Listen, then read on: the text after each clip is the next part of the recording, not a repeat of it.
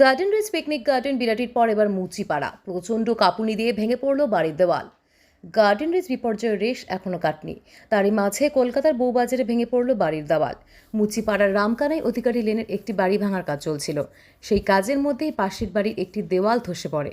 প্রচণ্ড কাঁপুনি আর ধুলোয় ব্যাপক আতঙ্ক ছড়িয়েছে এলাকাবাসীর মধ্যে। পাশের আরও কয়েকটি বাড়িতেও ফাটল দেখা গিয়েছে। বিষয়টি বোঝার পরেই প্রাণ বাঁচাতে তড়িঘড়ি বাড়ির বাইরে বেরিয়ে আসেন তারা অভিযোগ করে বলেন, নিয়ম না মেনে বাড়িটি ভাঙা হচ্ছিল, সেই কারণেই এই দুর্ঘটনা। খবর পেয়ে ঘটনাস্থলে পৌঁছায় পুলিশ। জানা যাচ্ছে, এদিন মুচিপাড়া এলাকার রামকানাই অধিকারী লেনের একটি পুরনো বাড়ি ভাঙা হচ্ছিল। স্থানীয়দের দাবি, বাড়িটি সম্প্রতি প্রমোটিংয়ের জন্য দেওয়া হয়েছে। প্রমোটারে নিযুক্ত কর্মীরাই বাড়িটি ভাঙছিলেন। মঙ্গলবার সকালে তার মধ্যেই প্রচণ্ড কাঁপুনি দিয়ে পাশের বাড়ির কমন দেওয়ালটি ভেঙে পড়ে। ওই বাড়ির লোকজন আতঙ্কিত হয়ে রাস্তায় বেরিয়ে আসেন।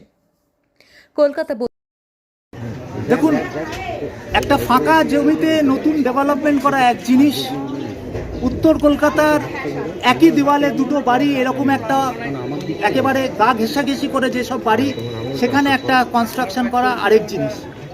এখানে যেটা দেখছেন আপনারা, একই দেওয়ালে দুটো বাড়ির একটা পার্ট রিকনস্ট্রাকশন প্ল্যান এরা পেয়েছে, সেই রিকনস্ট্রাকশন প্ল্যানের বেসিসে এরা বাড়ি ভাঙছিল। এখানে গড়ার কাজ কিছু হয়নি, বাড়ি ভাঙছিল।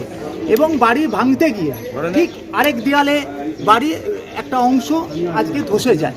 এর আগেও যখন বাড়ি ভাঙা নিয়ে আমার কাছে অভিযোগ এসেছিল, প্রমোটারের লোকজনকে ডাকাও হয়েছিল এবং এই বাড়ির যারা প্রতিনিধি তারাও ছিলেন, তাদের পরিষ্কার জানিয়ে দেওয়া হয়েছিল যে ভাঙার কাজ যখন করবেন অত্যন্ত সচেতনভাবে করতে হবে, যাতে পাশের বাড়ির লোকের কোনো অসুবিধে না হয়।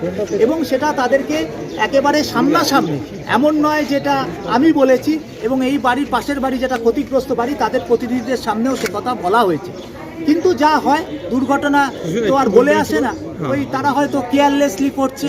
আর সবসময় মিস্ত্রিরা তারা ভাবছে মনে হয় দমাধম ভাঙতে হবে, কম দিনের মধ্যে বাড়ি খাড়া করতে হবে। ফলে ভাঙার কোনো রেগুলেটিং কিন্তু আমাদের আইনে নেই।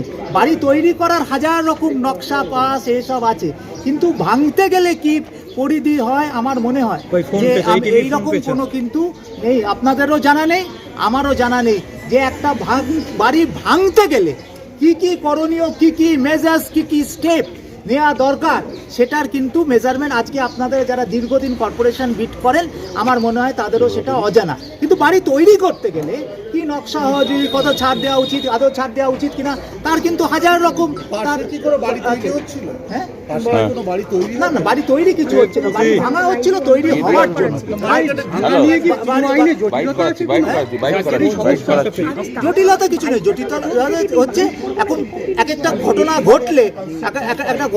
ঘটলে তখন হয়। এখন নিশ্চয়ই পৌরসভাকে ভাবতে হবে, এবার বাড়ি ভাঙতে গেলেও কিছু মেজার্স তাদের ঠিক করে দিতে হবে, যে বাড়ি ভাঙতে গেলেও এই জিনিসগুলো করণীয়, এবং সেটা করলে তখন সেটা করতে হবে।